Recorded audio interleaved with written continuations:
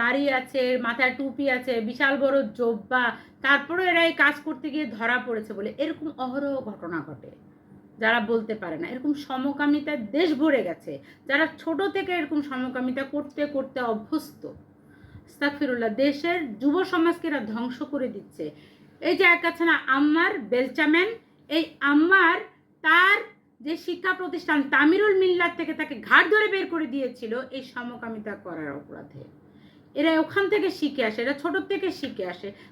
এই ঢাকা ইউনিভার্সিটি না, বিভিন্ন জায়গা আমরা দেখেছি না, জুবাইয়ের মতো এক নেতা কি করলো, তৃতীয় লিঙ্গের মানুষদের সাথে কি একটা নোংরামি করে ফেললো। টাকা দেয় না, পয়সা দেয় না, আবার বলে যে এটা করো ওটা করো, নোংরা। তার মানে বুঝতে হবে যে জামাত শিবির এদের সাথে যারা জড়িত এরা বেশিরভাগই নোংরা। আগে তো আমরা এরকম বলাৎকার সমকামিতা এগুলো দেখিনি বাংলাদেশে, এখন দেখছি, এখন এগুলো প্রস্ফুটিত হচ্ছে।